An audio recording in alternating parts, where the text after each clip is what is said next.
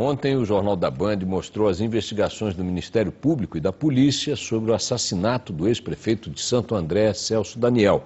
O crime ocorreu há 10 anos. Hoje você vai ver a primeira entrevista do irmão da vítima após um exílio na França e a situação dos principais personagens citados nessas investigações. O Ministério Público de São Paulo aponta que há 10 anos Santo André era o principal centro arrecadador de dinheiro irregular para campanhas do PT.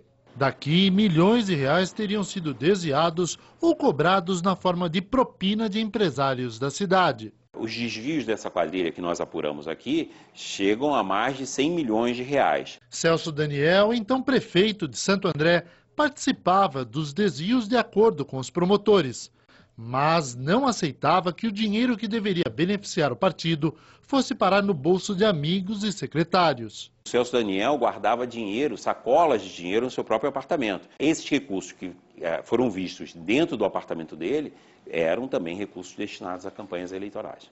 Acreditávamos no PT, eu acreditava no PT, meu irmão se empenhou e deu a vida pelo partido, no fim das contas. O PT sempre negou a existência do esquema.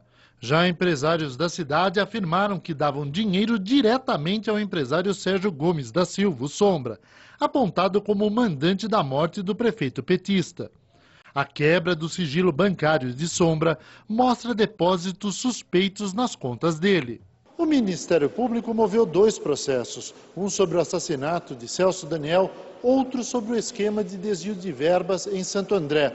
Entre os suspeitos de corrupção, nenhum foi julgado, graças a manobras judiciais que têm permitido que eles continuem levando uma vida normal. Na primeira entrevista que dá a uma TV desde que voltou do exílio na França, o irmão de Celso, Bruno Daniel, diz que saiu do Brasil porque ele e a família eram ameaçados de morte. E muitas pessoas que foram ameaçadas foram executadas. E depois de várias mortes que tinham algum tipo de relação, direta ou indireta, com a morte, com o assassinato do meu irmão, depois de recebermos tantas ameaças, nós achamos melhor continuar a nossa luta de fora. Bruno confirma o que disse aos promotores sobre os desvios de verbas na Prefeitura de Santo André.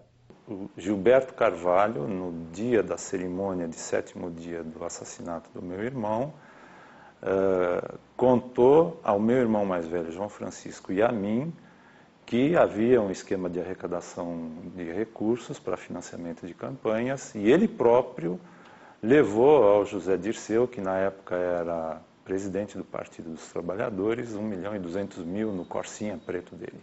Os principais personagens dessa história são José Dirceu, ex-presidente do PT, é citado como o homem que recebia o dinheiro desviado da prefeitura. A Procuradoria da República chegou a pedir a abertura de inquérito contra ele, mas o então presidente do Supremo Tribunal Federal, Nelson Jobim, negou o pedido, afirmando que o Ministério Público não podia investigar crimes. A decisão temporária de 2004 ainda não foi julgada pelo STF. Dirceu, que foi ministro do presidente Lula, nega tudo. Gilberto Carvalho, então secretário municipal de Santo André, teria dito aos irmãos do prefeito que pegava o dinheiro do PT com Celso Daniel e levava diretamente a José Dirceu.